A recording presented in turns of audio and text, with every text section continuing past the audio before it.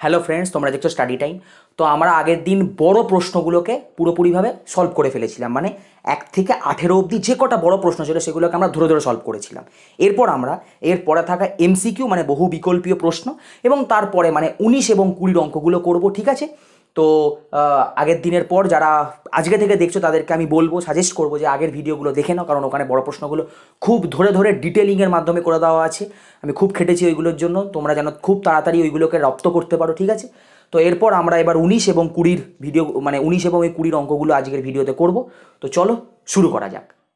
19-এর এমসিকিউগুলো দেখো। প্রথম এমসিকিউটা কী আছে, বলেছে যে একটি বর্গক্ষেত্রের কর্ণের দৈর্ঘ্য যদি 12√2 সেন্টিমিটার হয়, বর্গক্ষেত্রটি ক্ষেত্রফল 4টা অপশন দিয়ে দিয়েছে, বার করো।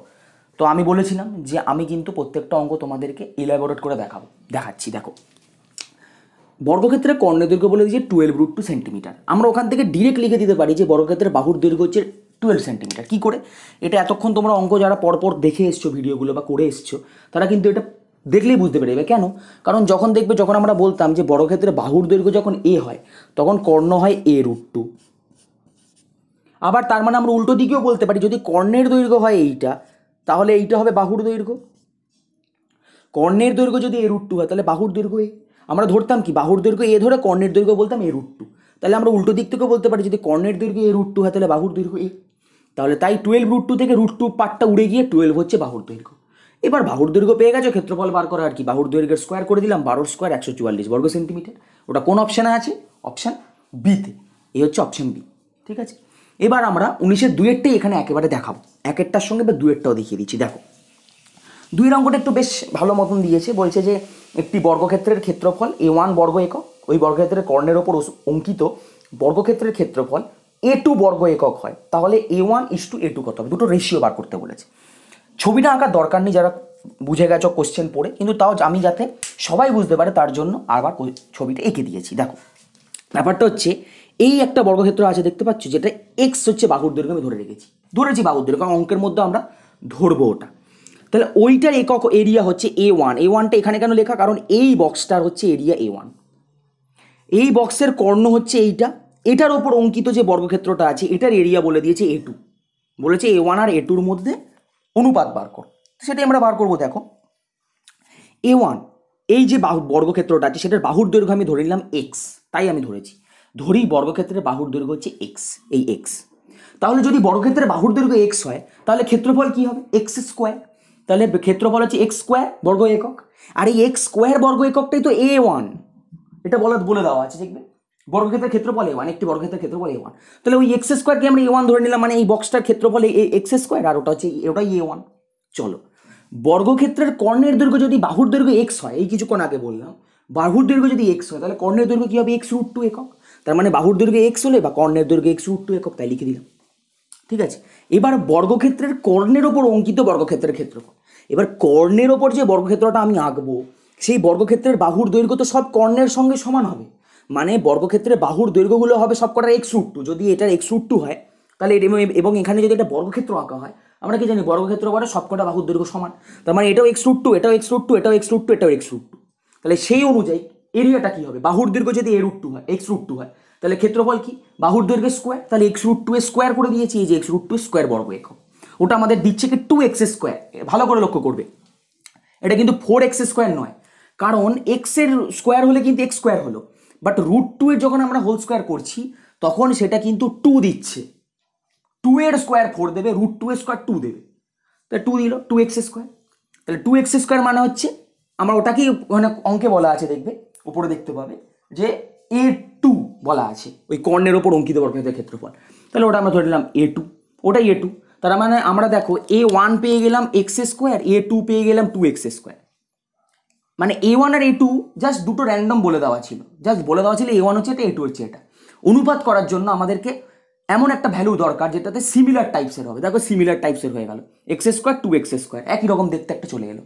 তো এবার এটা দিয়ে আমরা অনুপাত বার করতে হবে, সুবিধা হবে। দেখো, এবার a1:a2, তার মানে হচ্ছে এক্স স্কোয়ারের সঙ্গে 2x স্কোয়ারের রেশিও। এবার এক্স স্কোয়ার দুটো দিয়ে কমন আছে, উড়ে যাবে, উড়ে গিয়ে পড়ে থাকবে 1:2। তার মানে 1:2 হচ্ছে দুটো এরিয়ার মধ্যে রেশিও আর কি। আর এই অপশানটা কোথায় আছে? অপশান এতে আছে, তাই আমি বলে দিলাম এটা অপশানে। এই ছবিটা ম্যান্ডেটরি নয়, কিন্তু তোমাদের যাতে বুঝতে সুবিধা হয় যে ব্যাপারটা কি, কর্ণের ওপর অঙ্কিত বর্গক্ষেত্র কীরকম দেখতে হয়, এইটা হচ্ছে এটা ছবিটা বলতে পারো আর কি, ঠিক আছে। তো এবার 19-1, 19-2 আশা করি তোমরা বুঝে গেছো। চলো এবার আমরা 19-3টায় যাই। 19-3টা দেখো, প্রশ্নটা খুবই সোজা। 6 মিটার লম্বা এবং 4 মিটার চওড়া একটা আয়তকার জায়গায় 2 ডেসিমিটার বর্গ টালি দিয়ে বাঁধাতে হবে। কটা টালি লাগবে? দেখো এবার একটা অঙ্কে আমরা বলেছিলাম যে যখনই এই যে মানে পরিমাপের যে আমরা একক ব্যবহার করি, সেখানে যখনই কোনো বেশি একক, মানে ধরো কিলোমিটার দেওয়া আছে, আবার মিটারও দেওয়া আছে, মিটার দেওয়া আছে, মিলিমিটারও দেওয়া আছে, সব কিছুকে আমরা বলেছিলাম সবকটা একককে আমাদের সবকটা একককে একটা এককে কনভার্ট করে নিতে হবে, একটাই এককে। এবং কোন এককে সেটা কনভার্ট করবো, সেটা অলওয়েজ হবে যেটা ছোট আছে সেটা, যেটা আমাদের হিসেবে সুবিধা হয়। মানে ধরো মিটার মিলিমিটার দেওয়া আছে, তাহলে আমরা মিটারটাকে মিলিমিটারে কনভার্ট করে নেব। সেন্টিমিটার মিলিমিটার দেওয়া আছে, আমরা সেন্টিমিটারটাকে মিলিমিটারে কনভার্ট করে নেব। তারপর আমরা অঙ্কটা করব, যাতে আমাদের করতে সুবিধা হয়। তাই আমরা করেছি। দেখো আয়তকার জমির দৈর্ঘ্য বলে দেওয়া ছিল 6 মিটার, প্রস্থ বলে দেওয়া ছিল 4 মিটার, কিন্তু যে টালি দিয়ে বাঁধাতে হবে সেই টালিটার কি পরিমাপ বলে দেওয়া ছিল 2 ডেসিমিটার। তো মিটার বেশি হয়, ডেসিমিটার ছোট হয়, তো আমরা মিটারগুলোকে সব ডেসিমিটারে কনভার্ট করে নিয়েছি। 4 মিটার 6 মিটারটাকেও 60 ডেসিমিটার, 4 মিটারটাকেও 40 ডেসিমিটার করে নিয়েছি, কারণ আমরা জানি যে 1 মিটার সমান 10 ডেসিমিটার হয়, তাহলে 6 মিটার সমান 60 ডেসিমিটার। ওকে, এবার আমাকে ক্ষেত্রফলটাকে, মানে পুরো আয়তকার জমির তো আমরা ধার বরাবর টাইল বসাবো না বা টালি বসাবো না, আমরা তো পুরোটা ক্ষেত্রফল জুড়ে বসাবো। তো এই ক্ষেত্রফলটা আমরা বার করেছি। ক্ষেত্রফলটা আমরা দেখো বার করেছি কিসে, বর্গ ডেসিমিটারেই বার করেছি, বর্গ মিটারে বার করিনি, কারণ আমরা টালিটা যা নিয়েছি সেই টালিটার কিন্তু পরিমাপ সব ডেসিমিটারে বেরোবে। অতএব আমরা এগুলোকেও ডেসিমিটারে না বার করলে আমরা ওই ভাগ গুণ করতে পারবো না, দুটো ভিন্ন ভিন্ন এককের গুণ করা যায় না, একই এককের গুণ করা যায়। তো তাই আমরা দেখো ক্ষেত্রফলকে আমরা 60 × 40 বর্গ ডেসিমিটার হিসেবেই করেছি। এই যে এখানে 60 যেটা ছিল এবং 40 ছিল, ওটা থেকেই আমরা কিন্তু এই 60 × 40টা পেয়েছি। ওকে, এবার বলেছে বর্গাকার টালির বাহুর দৈর্ঘ্য 2 ডেসিমিটার বলা ছিল। এবার যেহেতু বর্গাকার টালি, তাই ক্ষেত্রফল বার করাটা খুবই সহজ। কি করতে হয়, বাহুর দৈর্ঘ্য স্কোয়ার করে দিলেই হয়ে যায়। 2 স্কোয়ার বর্গ ডেসিমিটার, সেখান থেকে আমরা পেয়ে গেলাম 4 বর্গ ডেসিমিটার হচ্ছে এক একটা টালির ক্ষেত্রফল। এবার টালি কটা লাগবে এটা আমি তোমাকে বলেই দিয়েছিলাম কী করে বার করতে হয়, যে পুরোটার এরিয়া থেকে একটার এরিয়া যদি আমরা ভাগ করে দিই, তাহলেই আমরা পেয়ে যাবো কতগুলো টালি লাগবে। সেই আপেল দিয়ে তোমাদেরকে বুঝিয়ে দিয়েছি সব ব্রড অঙ্কগুলোতে, যেগুলো বড় কোশ্চেনের অঙ্ক ছিল। তো পুরো এরিয়াটা ছিল 60 × 40, আমি একটা এরিয়া হচ্ছে 4 ভাগ করে দিলাম, 4 দিয়ে 40 কেটে গেল 10, 60 × 10 600টা। অপশান কততে আছে? অপশান সিতে আছে, তাই অপশান সি। তাহলে এটাই হচ্ছে আমাদের 19-3 অঙ্কটা। ঠিক আছে, সোজা অঙ্ক ছিল, কারণ যারা বড় ব্রড কোশ্চেনগুলো করে এসেছো বা ভিডিও দেখে বুঝে এসেছো, তাদের কাছে এটা খুব সোজা। ঠিক আছে, চলো এবার আমরা এর পরের অঙ্কটা চলে যাই। 19-এর পরের অঙ্কটা দেখো, এই যতগুলো এমসিকিউ আছে, এই 19-এর 1, 2, 3, 4 এবং 5, তার মধ্যে এই এমসিকিউটা হচ্ছে দারুণ একটা, মানে দারুণ আইডিয়ার একটা কনসেপ্ট ক্লিয়ার করার একটা, মানে কি বলবো, এমসিকিউ। এবং এইটাকে আমি তাই জন্য এত বড় করে এলাবোরেট করে দেখালাম, নাহলে আমি ডিরেক্ট বলে দিতে পারতাম যে এটা ওই এস গ্রেটার দেন আর হবে। কিন্তু এস গ্রেটার দেন আর কেন হবে, কি কারণে হবে, সেই লজিকটা এর মধ্যে লুকিয়ে আছে। এবং হয়তো তোমাদেরকে এই অঙ্কটা এমসিকিউর আকারে না দিয়ে ডিরেক্ট প্রশ্নের আকারে দিয়ে দিতে পারে যে যদি একটা আয়তক্ষেত্রের সমান পরিসীমা বিশিষ্ট একটা আয়তক্ষেত্র এবং বর্গক্ষেত্রের ক্ষেত্রফলের সম্পর্ক বার করো, দিয়ে দিতেই পারে। ঠিক আছে, চলো দেখি কিভাবে করেছি। আমি বলেছিলাম দেখাবো, দেখিয়েও দিচ্ছি, কিন্তু তোমরা তোমাদের কাজ করে যাও, অঙ্ক দেখো, বোঝো, এবং যদি তোমাদের আরও পরবর্তী কোনো সাজেশান দরকার পড়ে বা আমার এই ভিডিও যেটা যদি মানে ভিডিওতে যদি আরও কোনো রকম কারেকশন বা ইমপ্রুভমেন্টের দরকার পড়ে, তোমরা সেটা কমেন্ট বক্সে জানাও। ঠিক আছে, চলো দেখি 19-এর 4 নম্বরে দেখো কী বলেছে। আয়তক্ষেত্রের দৈর্ঘ্য আমি ধরে নিয়েছি x একক, চলো প্রস্থ ধরে নিয়েছি y একক, এগুলো সব আমরা ধরে নিয়েছি, এগুলো কিছু দেওয়া ছিল না আমাদেরকে, দেওয়া আছে যে সমান পরিসীমা দেওয়া আছে, আর বলা আছে যে যদি আয়তক্ষেত্রের ক্ষেত্রফলটা হয় r এবং বর্গক্ষেত্রের ক্ষেত্রফলটা হয় s, তাহলে আমাদেরকে ওই দুটোর মধ্যে সম্পর্ক জানতে চেয়েছে। তাহলে আয়তক্ষেত্রের দৈর্ঘ্য x ধরে নিলাম, আয়তক্ষেত্রের প্রস্থ yও ধরে নিলাম। তাহলে যদি আয়তক্ষেত্রের দৈর্ঘ্য x হয়, প্রস্থ y হয়, তাহলে আয়তক্ষেত্রের পরিসীমা কী হবে, 2 গুণ দৈর্ঘ্য যোগ প্রস্থ, তাই করেছি। এবং এটাও এককই হবে, কারণ এটা কোনো বর্গ একক ব্যাপারটা নয়, কারণ ক্ষেত্রফল নয় তাই। ঠিক সেরকমভাবে বর্গক্ষেত্রে বাহুর দৈর্ঘ্য আমরা ধরে নিয়েছি a একক। যদি a বাহুর দৈর্ঘ্য হয়, তাহলে পরিসীমা কী হবে, 4a, আমরা জানি। আর ক্ষেত্রফল তখন কী হবে, a স্কোয়ার। ঠিক আছে, যদি বর্গক্ষেত্রের বাহুর দৈর্ঘ্য a হয়, ক্ষেত্রফল a স্কোয়ার হয়, ওইটাকেই দেখবো অঙ্কে বলা আছে s, তাই আমি a স্কোয়ার বর্গ এককটাকে s দেখিয়ে দিলাম। ওকে, আবার আয়তক্ষেত্রের মানে দৈর্ঘ্য আর প্রস্থ x আর y ছিল, তাহলে সেই অনুযায়ী আয়তক্ষেত্রের ক্ষেত্রফলটা কি হবে, x y বর্গ একক। এক্স গুণ ওয়াই, দৈর্ঘ্য গুণ প্রস্থ, ওটা অঙ্কে আর বলা আছে, তো আমি এখানে আর লিখে দিলাম। ঠিক আছে, এখানে গোলটা একে অপরকে ইন্টারসেক্ট করে গেছে, যাই হোক বুঝতে পারবে এটা সেটা। ঠিক আছে, প্রশ্নানুযায়ী কি ছিল? সমান পরিসীমা বিশিষ্ট, এটা প্রথমেই বলা ছিল, সমান পরিসীমা বিশিষ্ট একটি বর্গক্ষেত্র এবং আয়তক্ষেত্র। তাহলে পরিসীমা যদি সমান হয় তাহলে আমাদের এই জিনিসটার এই জিনিসটা সেম হবে। এই সরি ভুল বলছি, এই 2x plus y, 2 into x plus y আর এই এস 4 এটা সমান হবে। ভালো করে বোঝার চেষ্টা করো, এই 2 ইন্টু এক্স প্লাস ওয়াই হচ্ছে আয়তক্ষেত্রের পরিসীমা, আর বর্গক্ষেত্রের পরিসীমা হচ্ছে 4। প্রশ্নে বলা আছে পরিসীমা সমান, ক্ষেত্রফল এর সম্পর্ক জানতে চেয়েছে, তাহলে এই 2 ইন্টু এক্স প্লাস ওয়াই এর সঙ্গে 4 এটা সমান হবে। তাই দেখিয়ে দিলাম, দেখো 2 into x plus y equal to 4, এটা আসছে প্রশ্ন থেকেই, আমরা নিজে নিজে করছি না, তাই জন্য প্রশ্নানুযায়ী আমি এটা লিখেছি, প্রশ্ন থেকে এটা জেনারেট করছে যে সমান পরিসীমা। তাহলে আয়তক্ষেত্রের পরিসীমা 2 ইন্টু এক্স প্লাস ওয়াই, বর্গক্ষেত্রের পরিসীমা হচ্ছে 4। ওকে, এবার আমরা আরেকটা জিনিস তোমাদেরকে বলছি, এটা তো তোমরা পেয়ে গেছো প্রশ্নানুযায়ী, ঠিক আছে।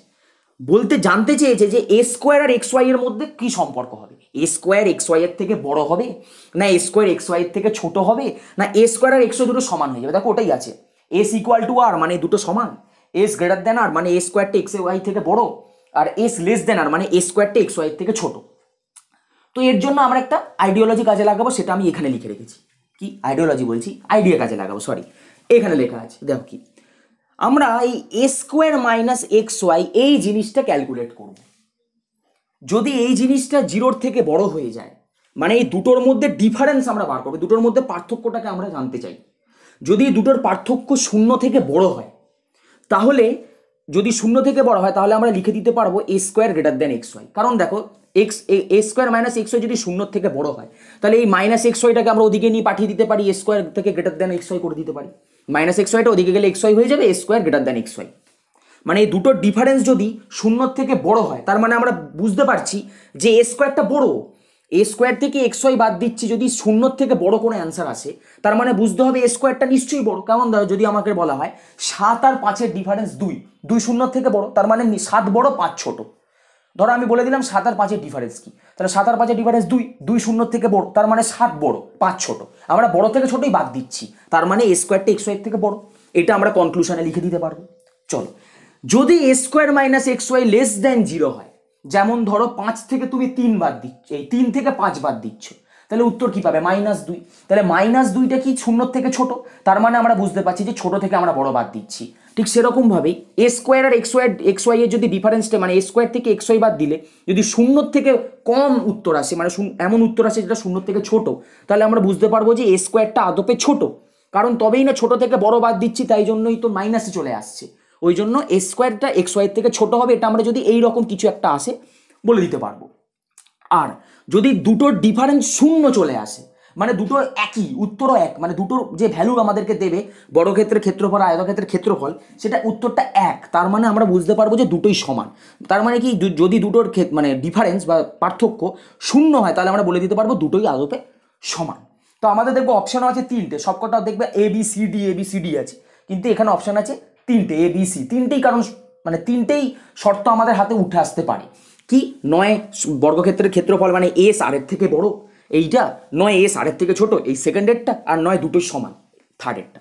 তো আমাদেরকে আদপে এই এক্সপ্রেশনটাকে জেনারেট করতে হবে, এই যে এ স্কোয়ার মাইনাস এক্স ওয়াই, এই এক্সপ্রেশনটাকে আমাদেরকে তৈরি করতে হবে, এবং তৈরি করার পর দেখতে হবে এটা 0 থেকে বড় কি না, না 0 থেকে ছোট, না 0-র সঙ্গে সমান। ওটাই আমাদেরকে তৈরি করতে হবে এইখান থেকে।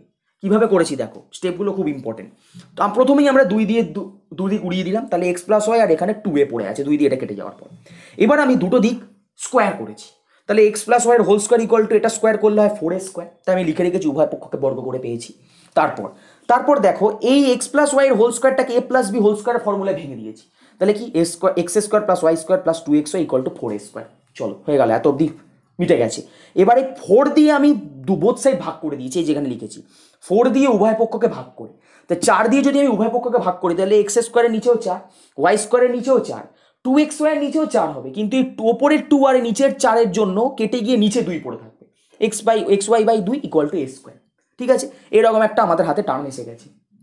এরপর সব থেকে ইম্পর্টেন্ট লাইন এইটা, এটা যদি তোমরা মনে না রাখতে পারো, বা যদি প্র্যাকটিস যদি না ঠিকভাবে করো, তাহলে এই লাইনটা তোমাদের মাথায় আসবে না, তাহলে কিন্তু এই অঙ্কটা করতে পারবে না, যদি বড় করে যদি অঙ্কটা করতে দেয়। কি, দুদিকে আমরা এক্স ওয়াই বাদ দিয়ে দেব, যেই আমরা এক্স ওয়াই দুদিকে বাদ দিয়ে দেবো ও তখনই দেখবে এই এই এক্সপ্রেশনটা চলে আসছে। আমাদের তো দরকার এই এক্সপ্রেশনটাই। এই এক্সপ্রেশনটাকে যদি আমরা জিরোর সমান বড় বা ছোট দেখাতে পারি তাহলেই আমরা এস আর আর এর সম্পর্ক পেয়ে যাব, কারণ এইটা হচ্ছে এস, এটা হচ্ছে আর। বুঝতে পেরেছো? তো ওইটাই আমরা তাই জন্য দুদিকে এক্স ওয়াই বাদ দিয়ে দিলাম। যেই বাদ দিয়ে দিলাম আমাদের রিকোয়ার্ড একটা, আমাদের দরকারি একটা এক্সপ্রেশন ডান দিকে তৈরি হয়ে গেছে। তো যেহেতু আমরা কি জানি ইকুয়েশনের একদিকে যদি কিছু হয় তাহলে অন্যদিকেও তার অন্যদিকেও কিন্তু সেই এক্সপ্রেশনটা হবে। মানে ধরো তুমি ইকুয়েশন করছো, তার বাঁদিকে বাম পক্ষকে যদি তুমি 2 যোগ করো, ডান পক্ষকেও কিন্তু তোমাকে 2 যোগ করতে হবে, তবেই কিন্তু মাঝখানের ইকুয়াল টু সাইনটা ভ্যালিড। না হলে মাঝখানে ইকুয়াল টু সাইনটা মানে ভ্যালিড থাকবে না। তো সমীকরণে যেহেতু ডান দিকে আমি মাইনাস এক্স ওয়াই করেছি, বাঁ দিকেও আমি মাইনাস এক্স ওয়াই করে দিলাম। এবং এখানে তুমি লিখে দিতে পারো যে উভয় পক্ষ থেকে এক্স ওয়াই বাদ দিয়ে পাই। ওই ডান দিকে এরকম থার্ড ব্র্যাকেটে লিখে দিতে পারো। আমি এটাই তোমাদের সামনেই লিখলাম, যে তোমাদের যদি যা আইডিয়া থাকবে সেটা তোমরা এখানে লিখে দিতে পারো, যে উভয় পক্ষ থেকে এক্স ওয়াই বাদ দিয়ে পাই, বা উভয় পক্ষ থেকে মাইনাস এক্স ওয়াই যোগ করে, যা ইচ্ছে লিখে দিতে পারো। আমি এরকম লিখে দিয়েছি, তোমরা ওরকম লিখে দিতে পারো, সমস্যা কিছু নেই। এমনিও লিখে দিলে কোনো সমস্যা হবে না, কারণ তুমি ডান দিকে যেটা করছো বাঁ দিকেও সেই অপারেশনটা করছো, আর মাঝখানে ইকুয়াল টু সাইন ভ্যালিড, অতএব সমস্যা কিছু নেই। চলো এবার এই যে জিনিসটা এসছে, এই জিনিসটার এক্স ওয়াই বাই টু থেকে এক্স ওয়াইটা বাদ যাবে। এক্স ওয়াই বাই টু থেকে এক্স ওয়াইটা বাদ গেলে কি হবে? Minus x y by two. এইখানটা খুব গন্ডগোল অনেকে করে। Plus x y by two আছে আর মাইনাস এক্স ওয়াই আছে, তাহলে কোনটা বড়? এটা এক্স ওয়াই এর অর্ধেক আর এটা এক্স ওয়াই, তাহলে এটাই নিশ্চয়ই বড়। তাহলে এই বড়টার সাইন কি? নেগেটিভ। উত্তর যেটা হবে সেটারও তার মানে সাইন আসবে নেগেটিভ। এবার পুরোটা হচ্ছে এক্স ওয়াই, এটা হচ্ছে অর্ধেক, তাহলে পুরোটা থেকে অর্ধেক বাদ দিলে অর্ধেক পড়ে থাকবে, তাহলে এক্স ওয়াই বাই টুই পড়ে থাকবে। কিন্তু বড় কি? বড় হচ্ছে এক্স ওয়াই, আর এটা তো এক্স ওয়াই বাই টু মানে অর্ধেক এটা, তাহলে বড়টার সাইন কি? নেগেটিভ, তাই মানে এইখানে সাইন নেগেটিভ বসলো। চল হয়ে গেল। এবার এটা একটা এক্সপ্রেশন এসে গেলে, ডান দিকেও একটা আমাদের দরকারি এক্সপ্রেশনটা এসে গেছে, এটাকে নিয়ে আমরা আর কোনো টানাহেঁচড়া করবো না। এই এক্সপ্রেশনটাই আমাদের চলে এসছে, আমরা ওটাকে কিছু করবো না। এবার বাঁ দিকে যা করার করবো। হলো এইটাকে এবার আমি একটুখানি কায়দা করে ভেঙে লিখেছি। কিভাবে লিখেছি দেখো, এক্স স্কোয়ার বাই 4কে লিখেছি আমি এক্স বাই 2 এর whole square, y square by 4কে আমি লিখেছি ওয়াই বাই 2 এর হোল স্কোয়ার, আর এক্স ওয়াই বাই 2কে আমি দেখো কি করেছি 2 into x by 2 into y by 2। এবার দেখো এইখান থেকে তুমি কিন্তু এটা পেয়ে যাবে, এই 2 আর এই 2 যদি তুমি কেটে নাও তাহলে কিন্তু শুধু এক্স ওয়াই বাই 2ই পড়ে থাকবে। তাহলে দেখো এটা একটা ফর্মেট দেখতে চলে এলো না, a square plus b square minus 2 into a into b. তাহলে এটা কি ফর্মুলা এসে গেল? এটা এসে গেল এ মাইনাস বি এর হোল স্কোয়ারের ফর্মুলা, যেখানে এ হচ্ছে এক্স বাই 2 আর বি হচ্ছে ওয়াই বাই 2। আমি তাই ওইটাকে আবার কম্প্যাক্ট করে লিখে দিলাম x by 2 minus y by 2 এর হোল স্কোয়ার, যেটা আমরা জানি এ মাইনাস বির হোল স্কোয়ারের ফর্মুলা কি? A square plus b square minus 2ab। তাহলে এই এক্সপ্রেশনটাই আমাদের দেখো একটা স্কোয়ার টার্মের এক্সপ্রেশন দিয়ে দিল, মানে একটা বেশ স্কোয়ারে চলে এলো, একটা কম্প্যাক্ট ফর্মে চলে এলো। আর ডান দিকে আমাদের যেটা আছে সেটাকে আমরা কোনো রকম টানাহেঁচড়া করবো না বলে দিয়েছি, ওরকমই রেখে দিয়েছি। এরপর আবার আরেকটা কনসেপ্ট বা আরেকটা কনসেপ্ট ক্লিয়ারের জায়গা কি দেখো, আমাদের বাঁদিকে এসে গেছে একটা বর্গ রাশি। বর্গ রাশি মানে হচ্ছে এক্স এর ভ্যালু যাই হোক না কেন, ওয়াই এর ভ্যালু যাই হোক না কেন, আমরা যদি এক্স আর ওয়াই এর ভ্যালু ধরো তুমি যে কোনো নাম্বার ধরো না, যে কোনো মাইনাস প্লাস যে কোনো, উত্তর কিন্তু তোমার সবসময় বর্গ পজিটিভে আসবে। কেন আসবে? কারণ দেখো কোনো নাম্বারের বর্গ মানে বর্গ সংখ্যা বা বর্গ রাশি কখনো নেগেটিভে হয় না। বর্গ কখনো নেগেটিভে হয় না, ভালো করে দেখবে। তুমি যদি মাইনাস 1-এরও বর্গ নাও 1 পাবে, 1-এরও বর্গ 1 পাবে, 12-র বর্গ 144 পাবে, কিন্তু মাইনাস 12-র বর্গও তুমি 144 পাবে, প্লাস 144। তুমি বর্গ সংখ্যা কখনো নেগেটিভে পাবে না। তুমি ঘন সংখ্যা নেগেটিভে পেতে পারো, যেমন -2 এর ঘনক হচ্ছে কিন্তু -8, -3 এর কিউব মানে কিউব যদি আমরা করি আর কি ঘনক, তাহলে আমরা কি পাবো? -3 এর ঘন হচ্ছে কিন্তু -27। বাট বর্গ সংখ্যা কখনো নেগেটিভ হয় না, অলওয়েজ পজিটিভ, মানে অলওয়েজ 0 থেকে বড় হয়। ওই জন্য যেহেতু এইটা একটা বর্গ ব্যাপার এসে গেছে, কারণ এখানে স্কোয়ার আছে, তো এক্স আর ওয়াই এ তুমি যে কোনো র্যান্ডম ভ্যালু বসাও না কেন, তুমি কিন্তু পাবে অলওয়েজ একটা ধনাত্মক সংখ্যা। আর ধনাত্মক সংখ্যা মানে হচ্ছে এটা 0-র থেকে বড়। যদি তুমি 1ও পাও, -1-এরও তুমি যদি বর্গ করো পাবে 1, সেটাও 0-র থেকে বড়। তুমি যদি -0 পয়েন্ট সামথিং কিছুও করো, সেটার বর্গ করলে তুমি +0 পয়েন্ট সামথিং কিছু পাবে, শূন্য কখনো পাবে না, 0-র থেকে বড় পাবে, মানে এটা ধনাত্মক রাশি পানি তো 0 থেকে বড়, তুমি ওটাই পাবে। তো ওই জন্য আমি লিখেছি যে যেহেতু এই x by 2 minus y by 2 এর হোল স্কোয়ার একটি বর্গ রাশি, কারণ আমি এখানে এক্স ওয়াইতে যে ভ্যালুই বসাই না কেন উত্তর আমাকে দেবে বর্গ রাশি, তাহলে এই যে এই স্কোয়ারটা সর্বদা 0 থেকে বড় হয়, সর্বদা অলওয়েজ। কারণ বর্গ রাশি বারবার বলছি যে তুমি পজিটিভেরও বর্গ করো সেটাও পজিটিভ দেবে, নেগেটিভ নাম্বারেরও বর্গ করো তোমাকে নেগেটিভ বর্গ মানে বর্গ তোমাকে কিন্তু পজিটিভ দেবে, নেগেটিভ দেবে না। তো এই x/2 minus y/2 whole square সর্বদা শূন্য থেকে বড়। অতএব আমরা এটা লিখে দিলাম, কথাটাকে জাস্ট একটা চিহ্ন দিয়ে লিখে দিলাম যে এটা শূন্য থেকে বড়। তো এইটা যদি শূন্য থেকে বড় হয় আর এটা যদি সমান হয় তাহলে এটাও নিশ্চয়ই শূন্য থেকে বড়। এটা সমান, এটা শূন্য থেকে বড়, তাই এটাও শূন্য থেকে বড়, তাহলে আমরা লিখে দিতে পারি এটাও শূন্য থেকে বড়। দেখো আমাদের দরকারি তিনটে কন্ডিশনের একটা কন্ডিশন এসে গেছে যে এই পুরোটা শূন্য থেকে বড়। তো যেই এটা পুরোটা শূন্য থেকে বড় আমরা বলে দিলাম, সেখান থেকে আমরা পেয়ে গেলাম যে এই মাইনাস এক্স ওয়াইটাকে এদিকে সরিয়ে দিলাম, তাহলে a square greater than positive x y. তার মানে আমরা এই প্রথম কন্ডিশনটাকে আমাদের স্যাটিসফাই করে গেল যে এ স্কোয়ার এক্স ওয়াই থেকে বড়। এবার এ স্কোয়ারকে আমরা ধরেছিলাম কি, অঙ্কে বলা ছিল এস, বসিয়ে দিলাম, আর এক্স ওয়াই মানে কি ছিল আর, বসিয়ে দিলাম। তার মানে আমরা পেয়ে গেলাম এস গ্রেটার দেন আর, মানে বর্গক্ষেত্রের যে ক্ষেত্রফলটা হবে সেইটা সমান পরিসীমা বিশিষ্ট বর্গক্ষেত্র এবং বর্গক্ষেত্রের ক্ষেত্রফলটা হবে আয়তক্ষেত্রের ক্ষেত্রফল থেকে সর্বদা বেশি। ঠিক আছে, এই যে পুরো অঙ্কটা, এই যে সারমর্ম। ঠিক আছে, আশা করি তোমরা বুঝে গেছো। যদি তোমাদের আরও কোনো সমস্যা থেকে থাকে এই রিলেটেড কমেন্ট বক্সে জানাও, আশা করি থাকবে না, তোমরা অনেক বুদ্ধিমান মানুষ আছো। ঠিক আছে, চলো এটা 19-এর 4 একটা হয়ে গেল। এবার আমরা শেষ এমসিকিউটা করে ফেলি, মানে 19-এর 5। 19-এর লাস্ট এমসিকিউটা দেখো কি বলেছে। 19-এর 5, একটি আয়তক্ষেত্রের কর্ণের দৈর্ঘ্য বলে দিয়েছে 10 সেন্টিমিটার। ঠিক আছে, ক্ষেত্রফল বলে দিয়েছে 62.5 বর্গ সেন্টিমিটার। ঠিক আছে, আয়তক্ষেত্রটি দৈর্ঘ্য প্রস্থের সমষ্টি, দৈর্ঘ্য প্রস্থ বার করতে বলেনি, দৈর্ঘ্য আর প্রস্থের সমষ্টি বার করতে বলেছে। অপশান দিয়ে দিয়েছে, দেখো কি করে করছি। তো আয়তক্ষেত্রের কর্ণের দৈর্ঘ্য আমাদেরকে 10 সেন্টিমিটার দেওয়া আছে, আয়তক্ষেত্রের ক্ষেত্রফল আমাদেরকে 62.5 বর্গ সেন্টিমিটার বলা আছে। এটা আমরা আগে লিখে নিলাম, কারণ এটা পরে দিয়ে আমাদের এই ভ্যালুগুলো কাজে লাগবে। তাহলে আমাদের যেটা দেওয়া নেই সেটা হচ্ছে কি দৈর্ঘ্য আর প্রস্থ, এবং ওটা সমষ্টি বার করতে চেয়েছে। তো আমি ধরে নিলাম আয়তক্ষেত্রের দৈর্ঘ্য হচ্ছে x সেন্টিমিটার আর আয়তক্ষেত্রের প্রস্থ হচ্ছে y সেন্টিমিটার, ধরে নিলাম। তাহলে যদি আমরা এক্স ওয়াই ধরে নিই, তাহলে প্রশ্নানুযায়ী দেখো কি হচ্ছে, এই এক্স ওয়াইটা কি আমরা জানি তো যে আয়তক্ষেত্রের ক্ষেত্রফল কি করে লিখতে হয়, আয়তক্ষেত্রের ক্ষেত্রফল যদি আমাদের দৈর্ঘ্য এবং প্রস্থ বলে দেওয়া থাকে এক্স ওয়াই, তাহলে আয়তক্ষেত্রের ক্ষেত্রফল কি হবে, এক্স ওয়াই। দৈর্ঘ্য এক্স, প্রস্থ ওয়াই, তাহলে আমরা কি জানি ক্ষেত্রফল দৈর্ঘ্য গুণ প্রস্থ, তাহলে আমরা বার করতে পারবো যে আয়তক্ষেত্রের ক্ষেত্রফল এক্স ওয়াই। ওইটাই দেখো আমাদেরকে বলে দেওয়া আছে 62.5, লিখে নিলাম। ঠিক আছে, তারপর যদি আয়তক্ষেত্রের দৈর্ঘ্য হয় এক্স, প্রস্থ হয় ওয়াই, তাহলে আয়তক্ষেত্রের কর্ণের দৈর্ঘ্য কি করে আমরা জানি, যে আয়তক্ষেত্রের কর্ণর দৈর্ঘ্য তাহলে কি হবে, আয়তক্ষেত্রের কর্ণের দৈর্ঘ্য তাহলে কি হবে বলো। যদি দৈর্ঘ্য হয় এক্স, প্রস্থ হয় ওয়াই, তাহলে আয়তক্ষেত্রের কর্ণের দৈর্ঘ্য সেই আমরা পিথাগোরাসের ফর্মুলা দিয়ে করেছিলাম যে দৈর্ঘ্যর স্কোয়ার প্লাস প্রস্থর স্কোয়ারের বর্গমূল। ওইটাই দেখো, তার মানে কার সঙ্গে সমান, 10-এর সঙ্গে, কারণ কর্ণের দৈর্ঘ্য বলে দিয়েছে। তাহলে দেখো আয়তক্ষেত্রের ক্ষেত্রফল এক্স ওয়াই ওটা 62.5, আয়তক্ষেত্রের কর্ণের দৈর্ঘ্য যে √ওভার x square plus y square সেটা বলে দিয়েছে 10।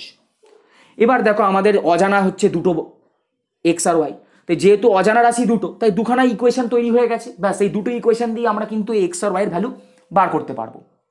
চলো বার করি। X square plus y square √ওভার হচ্ছে 10, এটা 1 নম্বর নাম দিয়ে দিলাম, এটা 2 নম্বর নাম দিয়ে দিলাম। এটা বোথ সাইড আমি বর্গ করলাম, বর্গ করলে এক্স এই ওপরে √ওভারটা চলে গেল, আর এই 10টা হয়ে যাবে 110 স্কোয়ার। এই লাইনটা হচ্ছে সব থেকে ইম্পর্টেন্ট। কি লাইন, আমাদেরকে এক্স প্লাস ওয়াই বার করতে দিয়েছে। তো এক্স প্লাস ওয়াই এর দেখো আমরা কি করেছি, এই এক্স স্কোয়ার প্লাস ওয়াই স্কোয়ারের সঙ্গে একটা 2xy যদি জুড়ে দিই, তাহলে এইটা একটা এক্স প্লাস ওয়াই এর হোল স্কোয়ার চলে আসবে না। এই এক্স স্কোয়ার প্লাস ওয়াই স্কোয়ারের সঙ্গে যদি আমরা 2xy একটা জুড়ে দিই, তাহলে এটা টোটালটা একটা এক্স প্লাস ওয়াই এর হোল স্কোয়ার চলে আসবে, এটা পরের লাইন আমি করেছি। তো এই 2xy যদি আমরা জুড়ি, এবং এই এক্স ওয়াই এর ভ্যালু কিন্তু আমাদের জানা আছে 62.5, তাই দেখো আমরা বাঁ দিকে 2xy জুড়েছি, ডান দিকেও 2xy জুড়েছি, কিন্তু ডান দিকে 2 তো আমরা ডান দিকে এখানে বাঁ দিকে 2xy রেখেছি, xy এর ভ্যালুটা বসাইনি, কিন্তু ডান দিকে আমি xy এর ভ্যালুটা বসিয়ে দিয়েছি, যে 2 × xy, এই 2টা 2 এর জায়গায় বসলে xy এর জায়গায় আমি বসিয়ে দিলাম 62.5, যেটা আমরা প্রথম ইকুয়েশনে পেয়েছিলাম। প্রথম ইকুয়েশন যেটা বানিয়েছি এটা xy এর ভ্যালু হচ্ছে 62.5, ওইটাই এখানে আমরা বসিয়ে দিয়েছি 2 × xy, যেখানে xy মানে হচ্ছে 62.5। বা কি বলেছিলাম, ইকুয়েশনের বাঁ দিকে যেটা যোগ হবে ডান দিকেও সেটা যোগ হবে, বাঁ দিকে যেটা বিয়োগ হবে ডান দিকেও সেটাই বিয়োগ হবে। তাই হয়েছে দেখো, বাঁ দিকে 2xy যোগ হয়েছে, ডান দিকেও 2xy যোগ হয়েছে, এবং ডান দিকে যেটা যোগ হয়েছে সেটাকে 2 × 62.5, কারণ আমি ভ্যালুটা বসিয়ে দিয়েছি, xy এর ভ্যালুটা এখানে বসিয়ে দিয়েছি, এবং ডান দিকে লিখে দিয়েছি from 1। এবার কেন এটা করেছি দেখো, যেই এইটি এক্স স্কোয়ার প্লাস 2xy হয়ে যাবে, অমনি এটা এক্স প্লাস ওয়াই এর হোল স্কোয়ারের ফর্মুলা চলে এলো। আর এদিকে দেখো 6 + 6 2 × 62.5 আমাদেরকে দিচ্ছে 125, এই 125-এর সঙ্গে আমাদের 100 যোগ করলে কত হয়? 225। আর যেই 225 100-র সঙ্গে 125 যোগ করে 225 হয়ে গেল, আর বাঁ দিকে দেখো এক্স প্লাস ওয়াই হোল স্কোয়ারই পড়ে রইল। আমি যদি এটার বর্গমূল করে দিই দুদিক, তাহলে দেখো এক্স প্লাস ওয়াই হোল স্কোয়ারটা এক্স প্লাস ওয়াই দিয়ে দেবে, আর 225-এর বর্গমূল তো তোমরা জানোই 15 হয়। তাহলে কি আমরা একেবারে পেয়ে গেলাম x plus y equal to 15।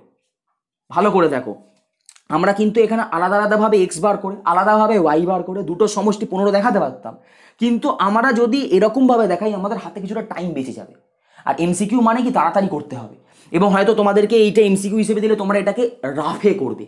তো রাফে তোমরা যত তাড়াতাড়ি সম্ভব এটাকে নামানোর চেষ্টা করবে। খালি হয়তো এই ভ্যালুগুলোকে চেঞ্জ করে দিল, দিয়ে বললো যে বার করো, দুটো সমষ্টি বার করো। তাহলে তখন কি করবে? তখন তোমাদের যত তাড়াতাড়ি সম্ভব ওই এক্স প্লাস ওয়াইটাকে তাড়াতাড়ি আনতে হবে। এক্স আলাদাভাবে বার করে আবার ওয়াই আলাদাভাবে বার করে দুটোকে যোগ করো, করা যায়, কিন্তু টাইম কনজিউমিং। কিন্তু তাই জন্য আমি চাইছি তোমরা যেন ডিরেক্ট এটাকে নামাতে পারো। কোশ্চেনে এক্স প্লাস ওয়াই দিয়ে দিয়েছে, হয়তো তোমাদেরকে এরকমও দিতে পারতো যে দৈর্ঘ্য আর প্রস্থের অন্তর বার করো। তখন কি করতে? তখন এখানে প্লাস 2xy করতে না, তখন এখানে মাইনাস 2xy করে দিতে, এবং এখানে সেটা -2 × 62.5 হতো। তাতে কি হতো? মানে সেই অনুযায়ী তোমাদের তখন ভ্যালুগুলো পাল্টে দিত। তাতে কি হতো? এটা এক্স মাইনাস ওয়াই এর হোল স্কোয়ার হয়ে যেত, আর এইটাও তখন একটা ডিফারেন্স চলে আসতো। বুঝতে পেরেছো? তাহলে এখানে কি হলো ব্যাপারটা দেখো, এক্স প্লাস ওয়াই এর হোল স্কোয়ারটা 100 + 125 225 হয়ে গেল, আর এক্স প্লাস ওয়াই এর হোল স্কোয়ার যদি 225 হয় তাহলে দুদিকেই বর্গমূল করে দিলাম, এক্স প্লাস ওয়াই হয়ে গেল তখন 15, এবং উত্তর এখানে 15 আছে বিতে। তার মানে এটা হচ্ছে আমাদের অপশান বি। ঠিক আছে, ভালো করে দেখো, এটা কিন্তু খুব ইম্পর্ট্যান্ট একটা অঙ্ক। সেটা এমসিকিউ কেন, এটা এমনি কোশ্চেন হিসেবে দিয়ে দিতে পারে যে বার কর দুটো যোগফল, এমসিকিউ দিল না, 2 নম্বর দিয়ে দিল, তখন তোমাদের কিন্তু এই অঙ্কটা পুরোটা করতে হবে। তাই জন্য এক্স স্কোয়ারের এই যে x square plus y square আমি ডিরেক্ট 2xyটা নিয়ে এসেছি। এইটাই হচ্ছে সব থেকে এখানে একটা বুদ্ধির কাজ, আমার মতে বুদ্ধির কাজ। তোমরা এমনি এক্স বার করে ওয়াই বার করে কমপ্লেক্সভাবে যত ইচ্ছাভাবে করতে পারো, কোনো সমস্যা নেই, কিন্তু আলটিমেটলি তো তোমাদেরকে এক্স প্লাস ওয়াই বার করতে হবে। তাই আমি একেবারেই এক্স প্লাস ওয়াই বার করে দিতে আমাদের সমস্যা কোথায়? তাহলে x square plus y square 2xy যোগ করলাম বাঁ দিকে, ডান দিকেও আমি কিন্তু 2xy যোগ করেছি, বাট আমি 2 আর xy এর ভ্যালুটা যেহেতু আমার জানা আছে, আমি xy এর ভ্যালুটা এখানে বসিয়ে দিয়েছি। এবার প্রশ্ন করতে পারো দাদা কেন বাঁ দিকে আমি বসাইনি? ইচ্ছে করেই বসাইনি যাতে আমি এক্স প্লাস ওয়াই এর হোল স্কোয়ারটা পাই। বেশ, ঠিক আছে, খুশি পেয়ে গেছো? এটাই হচ্ছে ব্যাপার, মানে আমি ইচ্ছে করেই বাঁ দিকে এক্স ওয়াই ভ্যালুটা বসাইনি, ডান দিকে বসিয়েছি। ডান দিকে বসাচ্ছি কারণ ডান দিকে 100 আছে, এখানেও ভ্যালুটা বসিয়ে দিলে একটা ভ্যালু আসবে, নাম্বার একটা ভ্যালু আসবে। বাঁ দিকে যদি বসিয়ে দিই তাহলে মানে ব্যাপারটা বিদিকিচ্ছিরি হয়ে যাবে। তাহলে বাঁ দিকে যেহেতু এই ফর্মটা এসে গেছে, তাই আমি এটাকে কম্প্যাক্ট করে x plus y whole square করে দিতে পারি, করে দিলাম। এক্স প্লাস ওয়াই আমাদের এক্স প্লাস ওয়াই দরকার, x plus y whole square একটা ভ্যালু চলে এসেছে ডান দিকে, যেটা স্কোয়ার, যেটা হতো এই 225 তো আদপে একটা বর্গ রাশি, এটা বর্গমূল করা সম্ভব। ব্যাস এক্স প্লাস ওয়াই এর এবার 225-এর বর্গমূল করে দিলাম, হয়ে গেল 15। ব্যাস এটাই হচ্ছে আমাদের অ্যান্সার। তাহলে উত্তর দেওয়া আছে দেখবে 12 সেমি, 15 সেমি, 20 সেমি, 25 সেমি, তার মানে এটা হবে 15 সেমি হচ্ছে উত্তর, মানে অপশান বি। ঠিক আছে, দেখে নাও, এইটা হচ্ছে 19-এর 5-এরটা ছোট অঙ্ক, ছোটই বলতে পারো, কিন্তু বেশ ভালো কনসেপ্ট। এবং এখানে এই যে 2xy এটা জোর করে নিয়ে এসেছি আমি, এখানে এটা 2xy এটা জোর করে নিয়ে এসেছি, এটাকে জোর করে এনেছি x plus y whole square এই ফর্মটা আনার জন্য। আর এখানে এখানে যেহেতু এখানে এনেছি তাই এখানেও আনতে হবে। এখানে আনার ফলে দেখা গেছে সত্যি একটা বর্গ রাশি চলে এসেছে, ব্যাস বেরিয়ে গেছে 15। ঠিক আছে, তো 19-এর 5 আশা করি বুঝে গেছে। তো এবার আমরা এরপরে মানে 15.1-এর সংক্ষিপ্ত উত্তর ভিত্তিক যে প্রশ্নগুলো আছে ওইগুলোকে করে ফেলি। এবার সংক্ষিপ্ত উত্তরধর্মী বা উত্তর ভিত্তিক প্রশ্ন মানে 20-গুলো। তো 20-র একেরটা দেখো, এই প্রশ্নগুলো কি বলতো? এই প্রশ্নগুলো হচ্ছে শর্ট প্রশ্ন, কিন্তু এই প্রশ্নগুলো হচ্ছে তোমার টাইমকে খেয়ে নেবে, এরকম প্রশ্ন, যদি তোমরা ভালো রকমভাবে প্রশ্নটা না পড়ে না ঠিকভাবে না বুঝে করতে পারো। ঠিক আছে, তো মানে কি বলতো, এগুলো হচ্ছে সেই সুচ হয়ে ঢোকা ফাল হয়ে বেরোনো। বুঝতে পেরেছো? অঙ্কগুলো দেখো সব এক লাইনের, কিন্তু অঙ্কগুলোতে না ঠিকমতোভাবে বুদ্ধি কাজে লাগালে উত্তর আসবে না, বা উত্তর ভুলভাল বেরিয়ে যাবে, বা অঙ্কই তুমি দেখছো যে অর্ধেক রাস্তায় গিয়ে খেই হারিয়ে ফেলেছো, কোথায় চলে এসেছি, এরকম তো হওয়ার কথা নয়। ঠিক আছে, চল 20-র একেরটা দেখি। 20-র একের প্রশ্নটা বলেছে যে বাহুর দৈর্ঘ্য 10% বৃদ্ধি করেছি, তার ফলে বর্গক্ষেত্রের ক্ষেত্রফল শতকরা কত বৃদ্ধি পাবে? মানে ওটাকেও আমাদেরকে পার্সেন্টেজেই বার করতে হবে। 10% বৃদ্ধি পেয়েছে, কত পার্সেন্ট আবার ক্ষেত্রফলটা বাড়বে দেখা যাক। যে বর্গক্ষেত্রের বাহুর দৈর্ঘ্য বলে দিয়েছে এক্স একক, আমি ধরে নিলাম বাহুর দৈর্ঘ্য 10% বাড়বে, তো বাহুর দৈর্ঘ্য ধরে নিয়েছি এক্স একক। যদি এক্স একক বাহুর দৈর্ঘ্য হয় তখন ক্ষেত্রফল হচ্ছে এক্স স্কোয়ার বর্গ একক। ঠিক আছে, ওকে। এবার যদি আমরা বাহুর দৈর্ঘ্যকে বাড়িয়ে এক্স একক থেকে বাড়িয়ে যদি 10% বাড়াই, তাহলে সেটা কি হবে? যদি 10% বাড়াই তাহলে আমরা দেখতে পাচ্ছি এক্স এর সঙ্গে 10% বৃদ্ধি আমরা কি করে জানি? তোমরা যদি তোমরা শতকরা বা পার্সেন্টেজের চ্যাপ্টারে পড়েছো যে 10% বৃদ্ধি মানে হচ্ছে এক্সেরই 10% এক্সের সঙ্গে জুড়বে। তাই দেখো এক্সের 10% মানে কি, এক্স ইন্টু 10% তুললে তলায় 100 আনতে হয়, মানে পার্সেন্টেজ তুললে 100 দিয়ে ভাগ করতে হয়। তো 100 দিয়ে ভাগ করে দিলাম, 0 0 গেল, তাহলে এখানে পড়ে রইল x/10, যোগ করলে দেখবে পড়ে থাকবে 11/10 একক। তাহলে যদি আমার দৈর্ঘ্য আমরা ধরে নিই x, তাহলে বাহুর দৈর্ঘ্য বৃদ্ধি করার পর সেটা হবে 11x/10। ঠিক আছে, x যখন বাহুর দৈর্ঘ্য তখন আমাদের ক্ষেত্রফল বেরিয়েছে x² বর্গ একক, কারণ বর্গক্ষেত্র তো, বাহুর দৈর্ঘ্য যদি x হয় তাহলে তার ক্ষেত্রফল x²। সেম ভাবে যদি বাহুর দৈর্ঘ্য 10% বৃদ্ধির পর হয় 11x/10, তাহলে তখন যখন বাহুর দৈর্ঘ্য বেড়ে গেছে তখন ক্ষেত্রফল কি হবে? তো বৃদ্ধি হওয়ার পর ক্ষেত্রফল আমরা পেয়ে গেলাম কি 11/10xটাকেই যদি আমরা বর্গ করব, x এর ক্ষেত্রে x², 11/10x এর ক্ষেত্রে 11/10x এর হোল স্কয়ার, তাই করেছি। দেখো আমাদের কি এসছে 121/10x x² বর্গ একক।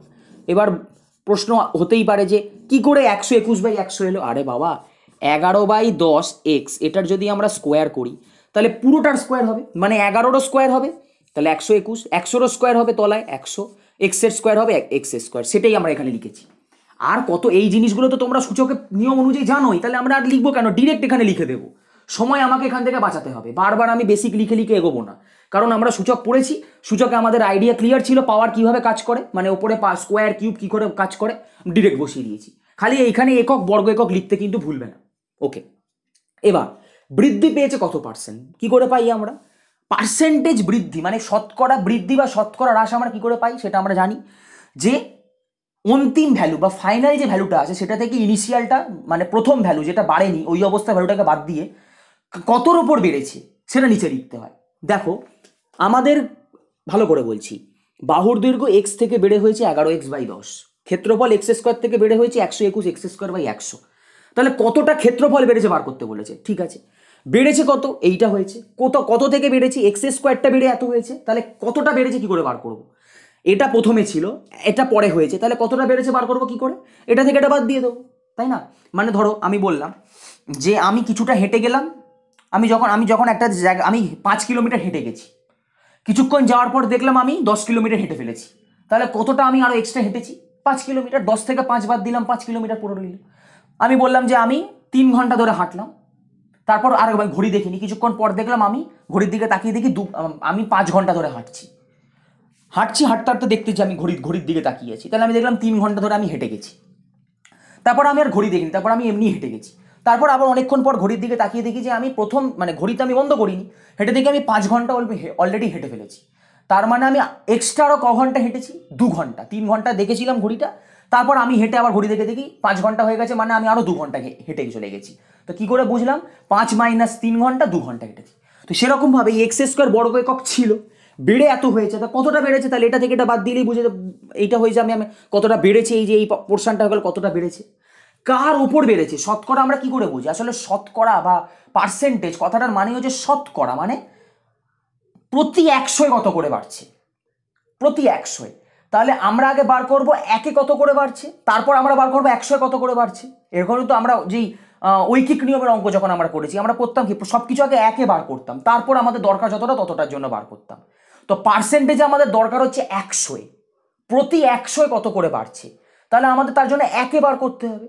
তো একে বার করতে গেলে কার ওপর বৃদ্ধিটা হচ্ছে, শতকরা আমরা এই নিয়মটাই কাজ করতো আমাদের মানে অঙ্কের ওপর, যে কার ওপর বাড়ছে, যেটার ওপর আমাদের বৃদ্ধি হচ্ছে, যেটার বৃদ্ধি হচ্ছে যার ওপর বৃদ্ধি হচ্ছে সেই দুটো রেশিও আমরা বার করতাম, অনুপাত বার করতাম, করে 100 দিয়ে গুণ করতাম। তাই করেছি। দেখো বৃদ্ধি এতটা হয়েছে, কার ওপর বেড়েছে, এই x² ওপর তো বেড়েছে, বৃদ্ধিটা এত, এটা থেকে এটা বাদ দিলে বৃদ্ধিটা পেয়ে গেলাম, কিন্তু বৃদ্ধিটা কার ওপর বৃদ্ধি? প্রতি 100 জন্য আমাকে প্রতি 1-এর বৃদ্ধি বার করতে হবে 1-এর ওপর, তাহলে প্রতি 1-এর ওপর বৃদ্ধি বার করতে গেলে আমাকে x² দিয়ে ভাগ করতে হবে, কারণ এটা তো প্রথমে ছিল, এটার ওপর বৃদ্ধিটা এটা থেকে এটা বাদ দিলে কতটা হয়েছে সেটা পেয়ে গেছি। এবার শতকরা মানে পার্সেন্টেজ বার করতে গেলে আমরা কি জানতাম, যে পার্সেন্টেজ সাইন তুললে 100 ভাগ করতে হয়, পার্সেন্টেজ সাইন বসানোর জন্য 100 গুণ করতে হয়, তো 100 গুণ করে দিলাম। তাহলে এইটাকে যদি আমরা সলভ করি পাবে দেখবে 21/100 x², এটা তোমরা নিজেরা করতে পারবে, এই 100টা এখানে উঠবে, 121 থেকে 100 বাদ দিলে 21/100 x²। এবার এইটা x² আছে, এটা যদি উল্টে উঠবে ওপরে, তার মানে 1/x² হয়ে গেল, আর ইন্টু 100 যেটা ছিল, আর পার্সেন্টেজ সাইনটা কিন্তু থাকবে, 100 গুণ করলে পার্সেন্টেজ সাইন থাকে। গন্ডগোল তোমরা এখানেই করো, 100 গুণ করো, পার্সেন্টেজ সাইন দাও না, কিন্তু পার্সেন্টেজ সাইন তুলতে গেলে 100 দিয়ে ভাগ করতে হয়, পার্সেন্টেজ সাইন বসাতে গেলে 100 দিয়ে গুণ করতে হয়। তো 100 দিয়ে গুণ করে দিলাম, এখানে 100 100 কাটলো, এক্স এক্স কাটলো, পড়ে রইলো 21। তার মানে 21% হচ্ছে আমাদের ক্ষেত্রফলটা বৃদ্ধি পেয়েছে। ঠিক আছে, ভালো করে বলে রাখছি, শতকরা চ্যাপ্টার তোমরা যদি না করে থাকো তাহলে সেটা একবার রেডি করে নাও, তাহলে এটা বুঝতে খুব সুবিধা হবে যে বৃদ্ধিটা কার ওপর হয়েছে। ক্ষেত্রফল এক্স স্কোয়ার থেকে বেড়ে 121/100 হয়েছে, তাই কত বৃদ্ধি, এটা থেকে এটা বাদ দিয়ে ওপরে বসিয়ে দিলাম। কার ওপর বৃদ্ধি হচ্ছে, সেটা এক্স স্কোয়ারের ওপর হচ্ছে। আমাদের দরকার কত, পার্সেন্টেজ, অতএব 100 দিয়ে গুণ করতে হবে। প্রতি 100 আমাদের দরকার পারসেন্ট, তাই জন্য প্রতি 100, সেন্ট মানে 100, প্রতি 100-র জন্য কত হচ্ছে ইন্টু 100 দিয়ে গুণ করে দিলাম। ঠিক আছে, তো এটা হচ্ছে 20 র্যাকেটটা। এই অঙ্কগুলো কনসেপ্ট ক্লিয়ার না হলে কিন্তু এই অঙ্কগুলো তোমরা হয়তো মুখস্থ করার মতো করে ফেলতে, সে তোমাদের ব্যাপার, তোমাদের লস, তোমরা করবে যারা এরকমভাবে মুখস্থ করে করার। যারা বুঝে করার তারা নিশ্চয়ই এই জিনিসটা বুঝে করার চেষ্টা করবে। ঠিক আছে, তো 20 র্যাকেটটা আশা করি বুঝে গেছো। এবার আমরা যাব 20-2-টায়। 20-2 অঙ্কটা দেখো, ভালোই অঙ্ক, একই রকম ওই পার্সেন্টেজের মতোই আছে। প্রশ্ন দেখতে পাবে, আয়তক্ষেত্রের দৈর্ঘ্য হচ্ছে 10% বৃদ্ধি পেয়েছে, প্রস্থ 10% হ্রাস পেয়েছে, ক্ষেত্রফল শতকরা কত বৃদ্ধি বা হ্রাস পাবে। দেখা যাক কি হয়। দেখো, আয়তক্ষেত্রের দৈর্ঘ্য আমরা ধরে নিয়েছি x একক, এবং তাহলে যদি আমরা x একক দৈর্ঘ্য ধরে নিই, তাহলে 10% বৃদ্ধির পর দৈর্ঘ্যটাও দেখে নিই কত হচ্ছে। 10% বৃদ্ধি পাওয়ার পর সেটা 11x/10 একক। এটা আগের অঙ্কতে দেখতে পেয়েছো যে দৈর্ঘ্য যদি ওখানে বাহুর দৈর্ঘ্য বাড়ছিল, এখানে আয়তক্ষেত্র আছে, তো দৈর্ঘ্য x ধরেছি, তো সেটা বেড়ে 11x/10 একক হয়েছে। চলো, আয়তক্ষেত্রের প্রস্থ ধরে নিয়েছি আমরা y একক, তাহলে সেটা 10% হ্রাসের পর কত হচ্ছে। হ্রাস মানে এখানে আমরা তাই জন্য মাইনাস সাইন দিয়েছি, বেড়েছিল বলে প্লাস সাইন দিয়েছি। পার্সেন্টেজ যারা করেছে তারা ভালো রকমভাবে পারবে, আর যদি না করে থাকো তাহলে পার্সেন্টেজটা আরেকবার করো, তারপরে এটা বুঝতে তোমাদের সুবিধা হবে। ঠিক আছে, তাহলে 9/10 y একক। ঠিক আছে, তাহলে আমরা পেয়ে গেছি এখানে আয়তক্ষেত্রের দৈর্ঘ্য কত বৃদ্ধি পেয়ে হয়েছে, প্রস্থ কত হ্রাস পেয়ে হয়েছে। চলো, এবার আয়তক্ষেত্রের ক্ষেত্রফল যদি আমরা দৈর্ঘ্য x প্রস্থ y ধরি, তখন কত হচ্ছে ক্ষেত্রফল। দেখো, ক্ষেত্রফলের ফর্মুলা কি আমরা জানি, দৈর্ঘ্য গুণ প্রস্থ, xy বর্গ একক। ঠিক আছে, তো এবার ক্ষেত্রফল যখন x দৈর্ঘ্য y প্রস্থ y ছিল, তখন ক্ষেত্রফল xy হয়েছে। কিন্তু আমরা কি করছি, 10% দৈর্ঘ্য বাড়াচ্ছি, আমরা 10% প্রস্থ কমাচ্ছি, তারপর নতুন ক্ষেত্রফল কত হচ্ছে দেখছি। তাহলে দৈর্ঘ্য আর প্রস্থ যদি আমরা গুণ করে দিই, তাহলে কত হচ্ছে 11x/10 গুণ 9/10 y বর্গ একক। কারণ এটাই দৈর্ঘ্য, এটা প্রস্থ, গুণ করে দিলাম। করার পর কি হলো দেখো, 99/100, এই 9 11 99, 10 10 100 xy বর্গ একক। এত হয়ে গেল আমার নতুন ক্ষেত্রফল, এটা ছিল আমাদের পুরনো ক্ষেত্রফল। প্রশ্ন হচ্ছে এটা যে বেড়েছে না কমেছে, মানে আমার এই নতুন ক্ষেত্রফলটা পুরনো ক্ষেত্রফলের থেকে বেশি না কম, বুঝবো কি করে। প্রথমত দেখো, xy পার্টটা একই আছে, আমাদেরকে বলতে মানে আমাদেরকে তাহলে ক্যালকুলেট করতে হবে এই 99/100 এটা 1-এর থেকে বড় না 1-এর থেকে ছোট। যদি এই পার্টটুকু দেখো ভালো করে, xy শুধু লেখা আছে মানে xy এর সঙ্গে একটা 1 গুণ আছে, আমরা ধরেই নিতে পারি।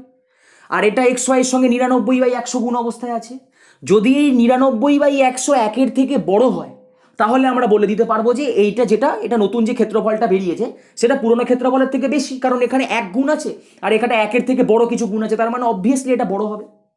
আর যদি আমরা প্রমাণ করতে পারি 99/100টা 1-এর থেকে ছোট, তাহলে আমরা বলতে পারবো যে ক্ষেত্রফলটা প্রথমে যেটা ছিল সেটা থেকে এটা কমে গেছে। দেখো, যে কোনো ভগ্নাংশ, সেটা এখানে আমি তাই জন্য এরকম ইম্পর্টেন্ট বলে লিখে রেখেছি, এই আইডিয়াটা ক্লিয়ার করে নাও। যে কোনো ভগ্নাংশের যদি হর লবের থেকে বড় হয়, হর মানে এই তলায় যেটা থাকে কেন, তো সেটাই, যদি লবের থেকে বড় হয়, তাহলে ভগ্নাংশ সর্বদা 1-এর থেকে ছোট হবে। ঠিক আছে, আর ঠিক উল্টোটা, যদি হর লবের থেকে ছোট হয়, তাহলে কিন্তু ভগ্নাংশটা 1-এর থেকে বড় হয়। এর প্র্যাকটিক্যাল উদাহরণ আমি এখানে দিয়ে রেখেছি। দেখো, 3/5, তাহলে এখানে 5 হচ্ছে একটা, 5 হচ্ছে হর, এবং হর লবের থেকে বড়। দেখো 3 থেকে 5 বড়, তো এইটা মানে কি 5 দিয়ে আদপে 3টা ভাগ হচ্ছে, তো 5 দিয়ে আমি 3টাকে ভাগ করেছি। দেখো, তো আমাদের উত্তর বেরিয়েছে 0.6, যেটা আদপে 1-এর থেকে ছোট। এবং ওইটাই আমি বলেছিলাম যে হর যদি বড় হয় লবের থেকে, তাহলে ভগ্নাংশ 1-এর থেকে ছোট হচ্ছে। ঠিক আছে, সেকেন্ড কন্ডিশনটা যে হর লবের থেকে ছোট হলে ভগ্নাংশ 1-এর থেকে বড় হয়, ওই একই উদাহরণ শুধু উল্টে দিয়েছি। হরটা হয়ে গেল 3, লবটা হয়ে গেল 5, তাহলে 5 বড়, লব বড় হরের থেকে। তো এটা মানে কি আদপে 3 দিয়ে 5টা ভাগ যাচ্ছে, তো 3 দিয়ে 5টাকে আমি ভাগ করলাম, দেখো কত হচ্ছে, 3 একে 3 দিয়ে 20, এবং তারপর দেখবে পয়েন্ট দিয়ে শূন্য নামানোর পর 3 6 18, আবার 2 নামবে, এই পয়েন্টের জন্য একবার শূন্য নামবে, দিয়ে আবার 3 6 18 বসবে। তো এরকম 1.66 আমি এটাকে লিখে রাখলাম, কারণ আমরা জানি যে এরপর এটা রিপিটেটিভভাবে চলতে থাকবে, মানে 3 6 18 বসালে 20, 2 নেমে 20 0 হবে, আবার 3 6 18 বসালে 2 20 নেমে 0 হবে। তো মানে 18 বসালে 2 আবার 0 নেমে 20 হয়ে যাবে, তখন সেইটা দিয়ে আবার 318 দিয়ে ভাগ করতে হবে পরপর। তো এই 1.66 লিখে আমি ছেড়ে দিয়েছি। তো 1.66 তো একের থেকে বড়, দেখো এক তার সঙ্গে আবার 0.66, তো ওটা তো একের থেকে বড়। ওটাই আমি বলেছি যে হর যদি ছোট হয়, এখানে হর হচ্ছে লবের থেকে ছোট, তখন ভগ্নাংশ হয়ে যায় একের থেকে বড়। তাহলে এর যে ভ্যালুটা বেরিয়ে গেল সেটা হয়ে গেল একের থেকে বড়। ঠিক আছে, এইখানে কি আছে? এইখানে দেখো হর ছোট, এই হর বড়, লব ছোট। তার মানে হর যদি বড় হয়, লব যদি ছোট হয়, তাহলে আমরা কি বলি? ভগ্নাংশ হবে একের থেকে ছোট। তার মানে 99/100, এই যে ভগ্নাংশটা একের থেকে ছোট, এখানে 100 এর সঙ্গে 1 গুণ অবস্থায় আছে, আর এখানে 100 এর সঙ্গে এমন একটা সংখ্যা গুণ অবস্থায় আছে যেটা একের থেকে ছোট। তাহলে আমরা কি বলতে পারবো? তাহলে আমরা বলতে পারবো যে এই যে বর্গ একক, যেটা ক্ষেত্রফল xy বর্গ একক ছিল, সেটা কমে গেছে এখানে। তাই জন্যই না xy এর সঙ্গে 1 গুণ অবস্থায় ছিল, একটা কমে গিয়ে 99/100 অবস্থায় হয়ে গেছে। ঠিক আছে, তো এবার এটা তার মানে কমে গেছে। তো কমে গেছে মানে এবার কতটা কমেছে সেটা বার করতে হবে। ক্ষেত্রফলটা বৃদ্ধি বা হ্রাস পাবে লেখা ছিল, আমরা দেখতে পেয়ে গেলাম যে ক্ষেত্রফল হ্রাস পাবে। কতটা হ্রাস পাবে, কতটা কমবে সেটা দেখো। কমেছে কত? এটা থেকে কমে এটা হয়েছে, তাহলে কতটা কমেছে কি করে বার করবো? যেটা বেশি সেটা থেকে অল্পটা বাদ দিয়ে দেবো, তাহলে কতটা কমেছে বুঝে যাবো। তাহলে এই যে xy থেকে আমরা এই 99/100 xy বাদ দিয়ে দিলাম। কিন্তু কার ওপর কমছে? মানে ইনিশিয়াল কত ছিল তার ওপর কমবে, যেটা আমি আগের অঙ্কে বললাম। তাহলে ইনিশিয়াল ছিল xy, তাহলে xy এর ওপর কমছে, তাই xy দিয়ে তলায় xy ভাগ করে দিলাম। এবং পার্সেন্টেজ সাইন আনলে আমি বলেছি যে পার্সেন্টেজ করতে গেলে 100 দিয়ে গুণ, পার্সেন্টেজ তুলতে গেলে 100 দিয়ে ভাগ। পার্সেন্টেজ এনেছি, 100 দিয়ে গুণ করলাম। এটাকে যদি আমরা অপারেশন করি, মানে যদি এটাকে করি আর কি পুরোটাকে, তাহলে 1/100 xy হচ্ছে, এই 100 উঠে 99 বাদ দিয়ে 1/100 xy, এটা ঘুরে গিয়ে 1/xy, আর 100 ছিল আগে থেকে, 100 গেল, 100 গেল, পড়ে রইল 1%। তার মানে আমাদের যে ক্ষেত্রফলটা ছিল সেটা কমে গিয়ে যদি আমরা দৈর্ঘ্যকে 10% বাড়াই আর প্রস্থকে 10% কমাই, তাহলে ক্ষেত্রফলটা কিন্তু আগের ক্ষেত্রফলের থেকে 1% কমে যাবে। ঠিক আছে, এইটা হচ্ছে আমাদের 20-2 অঙ্ক। খুব ভালো অঙ্ক, ভালো করে প্র্যাকটিস করবে অঙ্কটা বাড়িতে। এরপর আমরা 20-3 অঙ্কটা চলে যাব। 20-3 অঙ্কটা দেখো কি বলেছে। এইরকম একটা ছবি আমি এঁকেছি, কিন্তু আগে অঙ্কটা পড়ে কি বলেছে, যে একটি আয়তক্ষেত্রের কর্ণের দৈর্ঘ্য হচ্ছে 5 সেন্টিমিটার। ঠিক আছে, কর্ণদ্বয়ের ছেদবিন্দু থেকে আয়তক্ষেত্রের একটি প্রস্থর উপর অঙ্কিত লম্বের দৈর্ঘ্য হচ্ছে 2 সেন্টিমিটার। আয়তক্ষেত্রের প্রস্থের দৈর্ঘ্য কত সেটা বার করে দেখি। এই সময় একটা হয়তো ব্যাকগ্রাউন্ড নয়েজ পেতে পারো, আসলে আমাদের বাড়ির পাশে একটু কাজ চলছে, মানে আমাদের বাড়ির কাজ নয়, বাড়ি থেকে দূরে এক জায়গায় গাছ ফাছ কাটা চলছে। এবার জানি না আমার এই মানে অডিওর মধ্যে আসছে কিনা, যদি আমার এই অডিওতে না আসে তোমাদের কোনো সমস্যা হবে না। আসছে, ভালো মতোই আসছে দেখতে পাচ্ছি। ঠিক আছে, দেখা যাক কি হয়েছে। এই হচ্ছে আমাদের সেই আয়তক্ষেত্রটা। ঠিক আছে, এই আয়তক্ষেত্রের আমাদের বলে দিয়েছে যে এই যে কর্ণ আছে, সেই কর্ণ হচ্ছে 5 সেন্টিমিটার। তাই আমি লিখেছি যে আয়তক্ষেত্রের কর্ণের দৈর্ঘ্য হচ্ছে 5 সেন্টিমিটার। সেটা হচ্ছে এসি এবং বিডি। ছবি অনুযায়ী দেখো, এসি আর বিডি। তোমরা হয়তো একটু জোরে আওয়াজটা শুনতে পাবে, আমি কারণ মুখের সামনে ভয়েস টেনে বলছি, তো ওই আওয়াজটা এটা ওভারকাম করে যায়। ঠিক আছে, চিন্তা করো না, যা হোক তোমাদের ক্লাস চলবে। আয়তক্ষেত্রে কর্ণের দৈর্ঘ্য হচ্ছে 5 সেন্টিমিটার, এসি আর বিডির সঙ্গে সেটা সমান। দেখো এসি মানে কি, এসি হচ্ছে এইটা, আর বিডি হচ্ছে এইটা, এটা হচ্ছে 5 সেন্টিমিটার হচ্ছে কর্ণ। তাহলে এই হচ্ছে 5, এই হচ্ছে 5। আমি তাই জন্য কোনাকুনিভাবে 5 লিখে এরকম লিখে রেখেছি, অ্যারো দিয়ে রেখেছি। এটা 5 মানে এটাও 5, কারণ আমি তোমাদেরকে কনসেপ্ট ক্লিয়ারের ক্লাসে বলেই দিয়েছিলাম যে আয়তক্ষেত্রের দুটো কর্ণের দৈর্ঘ্য সমান হয়। ঠিক আছে, চলো হয়ে গেল। এরপর হচ্ছে প্রস্থের ওপর অঙ্কিত লম্ব হচ্ছে 2 সেন্টিমিটার। তো প্রস্থের ওপর অঙ্কিত লম্ব কি, আমরা দেখো দেখতে পাচ্ছি এটা হয় দৈর্ঘ্য, এটা হচ্ছে প্রস্থ, কারণ এটা ছোট, এটা কম্পারেটিভলি বড়। তো আয়তক্ষেত্রে যেটা বড় দিকটা হয় সেটা হয় দৈর্ঘ্য, আর যেটা ছোট সেটা হয় প্রস্থ। এই হচ্ছে দুটো কর্ণের মধ্যে ছেদবিন্দু, সেটা হচ্ছে ও। বলেছে ওইখান থেকে প্রস্থের ওপর টেনেছি, প্রস্থের ওপর, লম্বের ওপর নয়, প্রস্থের ওপর অঙ্কিত লম্ব, সরি দৈর্ঘ্যের ওপর নয়, প্রস্থের ওপর অঙ্কিত লম্ব হচ্ছে 2 সেন্টিমিটার। মানে এই যে এইটুকুনি লাল পাটটা দেখতে পাচ্ছ, এটা হচ্ছে 2 সেন্টিমিটার, আমি লিখে রেখেছি ওয়েভ 2 সেন্টিমিটার। এবার আমাদেরকে বলেছে কর্ণের দৈর্ঘ্য দেওয়া আছে, প্রস্থ বার করতে বলেছে। ভালো করে দেখো, যদি আমরা এই পার্টটাকে যে ডটের দিয়ে আমি বাড়িয়ে দিয়েছি এত অবধি, দিয়ে এই ছেদ বিন্দুটার নাম দিয়েছি ই, তাহলে EF, A B R CD এই তিনটে সমান নয়, তাই তো? সমান তো, কারণ দেখো এই সবকটা হচ্ছে সমান্তরাল, আবার সমান্তরাল এবং তার সঙ্গে এই তিনটি হচ্ছে যেহেতু এটা লম্ব, অতএব এদিক থেকে যদি আমি এই বরাবর সোজা টানি, একটা লম্ব টেনে দিই, সেটাও হবে এটার ওপর লম্ব। তো লম্ব মানেই হচ্ছে এইটাই পুরো, এই যে পুরো এই ইএফ যে স্ট্রেট লাইনটা আছে, এটা এডি বিসি দুটোর ওপরই লম্ব। এবং এইটা দেখো এবি সি ইএফ আর ডিসি ছবি অনুযায়ী দেখতে পাচ্ছ তিনটে একদম সমান। তার মানে আমরা যদি ইএফ এর লেন্থটা পেয়ে যাই, আমরা কিন্তু ডিসি মানে লম্বটা পেয়ে যাব, বা এবি মানে লম্বটা, এই বারবার লম্ব বলছি, সরি, আমরা যদি এই ইএফ এর দৈর্ঘ্যটা পেয়ে যাই, তাহলে আমরা সিডি বা এবি এই দৈর্ঘ্যটা পেয়ে যাব, মানে আয়তক্ষেত্রের দৈর্ঘ্যটা পেয়ে যাব। তাই দেখো আমি লিখেছি যে আবার আয়তক্ষেত্রের দৈর্ঘ্য কি, এবি সমান সিডি সমান ইএফ। ইএফ কি, ইএফ হচ্ছে এইটা। তো দেখো তিনটেই সমান, তাই আমি লিখেছি সমান ও সমান্তরাল, তাই জন্যই তিনটে আমি সমান লিখে দিয়েছি। আবার প্রশ্ন আমরা যে ছবি দেখে দেখো বুঝতে পারছি যে হাফ ইএফ হচ্ছে ওবি, দেখো ওই ওএফ, মানে ওএফ যেটা আছে সেটা হচ্ছে কিন্তু এই টোটাল ইএফ এর হাফ। দেখো ভালো করে দেখো, অর্ধেক, পুরো অর্ধেক হচ্ছে। দেখো এখান থেকে যদি এখানটা টানি, এখান থেকে মানে এই যে পুরো কর্ণের যে ছেদবিন্দু, সেখান থেকে এই যে দূরত্ব, এইটা কিন্তু সেই দূরত্ব হচ্ছে, এই দূরত্বটা হচ্ছে টোটাল দূরত্বের অর্ধেক। দেখো ভালো করে দেখো, এইখান থেকে এই যে দূরত্বটা তার অর্ধেক। তাই হাফ ইএফ সমান ওএফ সমান 2 সেন্টিমিটার। তাহলে ইএফ কি, ইএফ হচ্ছে যদি হাফ ইএফ এর সময় ওএফ এর সঙ্গে সমান হয় এবং 2 এর সঙ্গে সমান হয়, তাহলে ইএফ কি হবে, দুইটাই 2 এর সঙ্গে গুণ হয়ে যাবে, হলো 2 গুণ 2 4 সেন্টিমিটার। সেটাই এবি সেটাই সিডি, এটাই তো এবি এটাই সিডি। অতএব আমরা পেয়ে গেলাম আয়তক্ষেত্রের দৈর্ঘ্য হচ্ছে 4 সেন্টিমিটার, পেয়ে গেলাম। আমরা লিখে দিতে পারবো যে আয়তক্ষেত্রের দৈর্ঘ্য হচ্ছে 4 সেন্টিমিটার। ঠিক আছে, হয়ে গেল। এবার আয়তক্ষেত্রের প্রস্থ আমরা বার করতে হবে আমাদেরকে। বলেছে যে আয়তক্ষেত্রের প্রস্থের দৈর্ঘ্য কত। প্রস্থের দৈর্ঘ্য মানে হচ্ছে আসলে আয়তক্ষেত্রের প্রস্থ কত, সোজা কথা। তো আয়তক্ষেত্রের প্রস্থ আমরা বার করছি, দেখো এক্স সেন্টিমিটার ধরে নিয়েছি এখানে, এই যে। এবার যদি আমরা আয়তক্ষেত্রের প্রস্থ 1 সেন্টিমিটার ধরি, তাহলে এবং আয়তক্ষেত্রের দৈর্ঘ্য আমাদের হাতে এসে গেছে 4, তখন কর্ণের দৈর্ঘ্য কি হবে যদি প্রস্থ এক্স হয়। তাহলে আমরা জানি কর্ণের দৈর্ঘ্য কি করে বার করতে হয়, √ দৈর্ঘ্য স্কোয়ার প্লাস প্রস্থ স্কোয়ার, দৈর্ঘ্য 4 স্কোয়ার প্লাস প্রস্থ হচ্ছে এক্স স্কোয়ার করে দিলাম, এত সেন্টিমিটার। ঠিক আছে, কিন্তু প্রশ্নে আবার বলা আছে আমাদের কর্ণের দৈর্ঘ্য হচ্ছে 5 সেন্টিমিটার। তার মানে যদি আমরা 5 সঙ্গে এটাকে সমান করে দিই, দিয়ে এক্সটাকে বার করতে পারবো, যে এক্সের জন্য আমার কর্ণের দৈর্ঘ্য হবে 5। আবার বলছি, যদি √ x স্কোয়ার প্লাস 4 স্কোয়ার যেহেতু কর্ণের দৈর্ঘ্য, আবার 5ও হচ্ছে কর্ণের দৈর্ঘ্য, তাহলে এই দুটোকে যদি আমরা সমান করে দিই, তাহলে আমরা যে এক্সের ভ্যালু পাবো, ওই এক্সের ভ্যালুর জন্যই কর্ণের দৈর্ঘ্যটা 5 হবে। তবেই তাই জন্যই তো এইটার সঙ্গে আমি 5টাকে সমান করেছি। তাই আমি করেছি প্রশ্নানুসারে এটা সমান 5। তাহলে দুদিকে বর্গ করলাম, x স্কোয়ার প্লাস 4 স্কোয়ার সমান 5 স্কোয়ার। এক্স স্কোয়ার মানে কি, 4 স্কোয়ারটা এদিকে চলে যাবে, -4 স্কোয়ার। এটা তোমরা জানো যে অনেক অঙ্কেতেই এই জিনিসটা দেয়, 5 স্কোয়ার থেকে 4 স্কোয়ার বাদ দিলে 3 স্কোয়ার হয়, তাও আমি করিয়ে দিলাম। 25 - 16 9, 9 মানে হচ্ছে 3 স্কোয়ার, তার মানে x সমান হচ্ছে 3। তার মানে আমরা আয়তক্ষেত্রের প্রস্থ পেয়ে গেলাম 3 সেন্টিমিটার। মানে এই যে এই এডি আর বিসি এই জিনিসটা হচ্ছে আমাদের 3 সেন্টিমিটার। এইটুকুনি নয় কিন্তু, এই পুরোটা। ঠিক আছে, তাহলে এইটা হচ্ছে আমাদের 20-3 অঙ্কটা। আশা করি বুঝে গেছো। এবার আমরা 20 পরের অঙ্কটা যাই। 20 পরের অঙ্কটা 4-এরটা।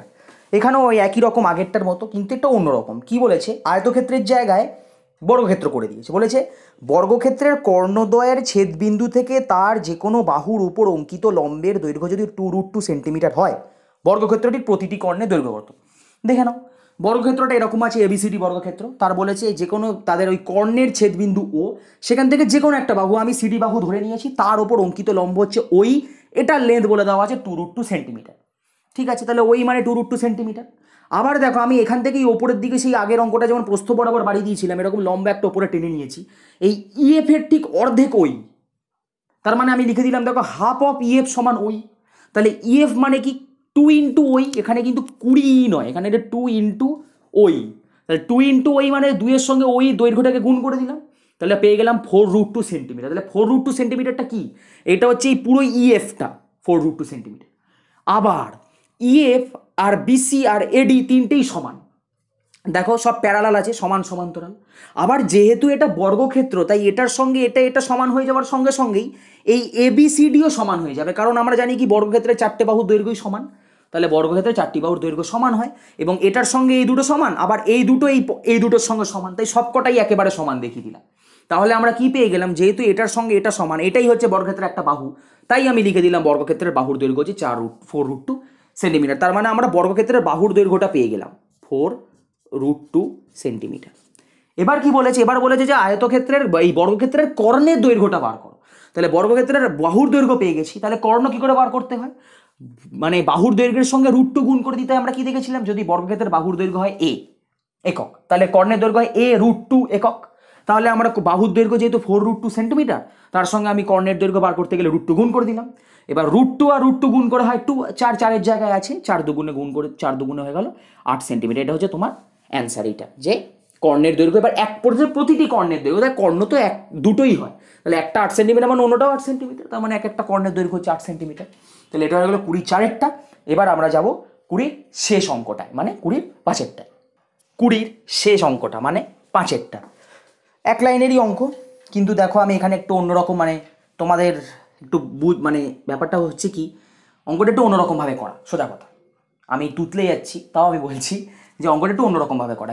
কীভাবে অন্যরকমটা এবং কোথায় অন্যরকম সেটা দেখবো। চল, বলেছে আয়তক্ষেত্রের পরিসীমা 34 সেন্টিমিটার, ক্ষেত্রফল 60 বর্গ সেন্টিমিটার, আয়তক্ষেত্রের প্রতিটি কর্ণের দৈর্ঘ্য বার করো। তো নর্মাল একজন অঙ্কটা কীভাবে করবে, মানে যদি নর্মাল আমরা ওয়েতে করি, তো আমরা আয়তক্ষেত্রের পরিসীমা দেওয়া আছে, ক্ষেত্রফল দেওয়া আছে, আমরা ধরে নেবো দৈর্ঘ্য প্রস্থ, সেখান থেকে আমরা দুটো আননোন, আমাদের দুটো আমি জানি না অজানা রাশি আছে এক্স আর ওয়াই, তার জন্য দুটো ইকুয়েশন আমাকে বানাতে হবে, দুটো ইকুয়েশন আমরা পেয়ে যাব, সেখান থেকে আমরা এক্স আর ওয়াই বার করব, তারপর আমরা কর্ণের দৈর্ঘ্য বার করে ফেলবো। কিন্তু আমরা এখানে এক্স আর ওয়াই এর কোনো ভ্যালুই বার করিনি, আমরা ডিরেক্ট কর্ণের দৈর্ঘ্য বার করেছি। কি করে করেছি দেখাচ্ছি, দেখো একবার জেনে গেলে দেখবে অঙ্কগুলো দেখবে দারুণ মনে হয়, যেন এটা তো মাথায় আমার আসবে না, মানে দেখে মনে হবে যে এটা আমার কেন মাথায় এলো না, যে এইভাবেও তো বার করা যায়, এক্স আর ওয়াই আমি না বার করেই কর্ণের দৈর্ঘ্য বার করতে পারি। দেখো আয়তক্ষেত্রের পরিসীমা 34 সেন্টিমিটার বলা আছে, আয়তক্ষেত্রের ক্ষেত্রফল 60 সেন্টিমিটার, বর্গ সেন্টিমিটারকে আমি সেন্টিমিটার স্কোয়ার লিখেছি, এরকমভাবেও লেখা যায়। পাওয়ার মানে আমি লিখে দিলাম, মানে সেন্টিমিটারের ওপরে পাওয়ারে 2 লেখা আর কি, ঠিক আছে হলো। তো এবার আমি আয়তক্ষেত্রের দৈর্ঘ্য ধরে নিলাম এক্স সেন্টিমিটার, তাহলে আয়তক্ষেত্রের দৈর্ঘ্য যদি আমরা এক্স সেন্টিমিটার ধরে নিই, তাহলে আয়তক্ষেত্রের প্রস্থ কি, আয়তক্ষেত্রের প্রস্থ হচ্ছে ওয়াই সেন্টিমিটার, তাহলে আয়তক্ষেত্রের দৈর্ঘ্য এক্স সেন্টিমিটার, আয়তক্ষেত্রের প্রস্থ ধরে নিয়েছি ওয়াই সেন্টিমিটার। তো প্রষ্ঠানুসারে কি, ক্ষেত্রফল আমাদেরকে দেওয়া আছে 60, তাহলে আয়তক্ষেত্রে যদি দৈর্ঘ্য এক্স হয় প্রস্থ ওয়াই হয়, তাহলে ক্ষেত্রফল বার করার ফর্মুলা কি এক্স ওয়াই, তাই আমরা প্রষ্ঠানুসারে লিখে দিলাম এক্স ওয়াই সমান 60 হয়ে গেল। এবার যদি আয়তক্ষেত্রের দৈর্ঘ্য দেওয়া থাকে এক্স, প্রস্থ দেওয়া থাকে ওয়াই, তাহলে আয়তক্ষেত্রের পরিসীমা কি করে বের করতে হয়, আয়তক্ষেত্রের পরিসীমা হচ্ছে 2 গুণ দৈর্ঘ্য যোগ প্রস্থ, মানে 2 গুণ এক্স প্লাস ওয়াই, ওটা আমাদের দেওয়া আছে 34 সেন্টিমিটার, লিখে দিলাম। সেখান থেকে আমরা পেলাম দেখো x plus y equal to 34/2 দিয়ে ভাগ করে দিয়েছি 17, এটাকে আমরা 2 নম্বর নাম দিলাম, আর এটা আমরা 1 নম্বর নাম দিয়ে রেখে দিলাম, ঠিক আছে। আর আমরা এখান থেকে এক্স আর ওয়াই বারই করলাম না, এই দুটো থেকে কি করলাম দেখো, আয়তক্ষেত্রের কর্ণের দৈর্ঘ্য কি হবে, যদি আমাদের আয়তক্ষেত্রের দৈর্ঘ্য আর প্রস্থ এক্স আর ওয়াই হয় রেসপেক্টিভলি, তাহলে হবে কর্ণের দৈর্ঘ্য √x² + y² সেন্টিমিটার, ঠিক আছে। এবার আমরা লিখলাম √x² + y² centimetre. x² + y² কে আমরা যখন অভেদ পড়েছিলাম, যখন ওই আইডেন্টিটিগুলো পড়তাম বীজগাণিতিক অভেদ, সেখানে আমরা দেখেছিলাম না যে x + y এর হোল স্কোয়ার -2xy হয় x² + y², ভালো করে মনে করে দেখো, x + y এর হোল স্কোয়ার -2xy হচ্ছে x² + y², কি করে হচ্ছে সেটাও দেখিয়ে দিচ্ছি। তুমি যদি x + y এর হোল স্কোয়ারটাকে ভাঙো, মানে এই জিনিসটাকে তো যদি আমরা ভাঙি, তাহলে এইটা ভাঙলে কি হয়, x² + y² + 2xy, আর একটা মাইনাসের জন্য এখানে -2xy, এ দুটো একে অপরকে কেটে গিয়ে পড়ে থাকবে শুধু x² + y²। তাহলে যদি আমরা এই জিনিসটা থেকে এই জিনিসটা পেতে পারি, তাহলে আমরা এই জিনিসটা থেকেও এই জিনিসটা পেতে পারবো, তাই লিখে দিলাম, এটার জায়গায় আমি এরকমভাবে লিখে দিলাম।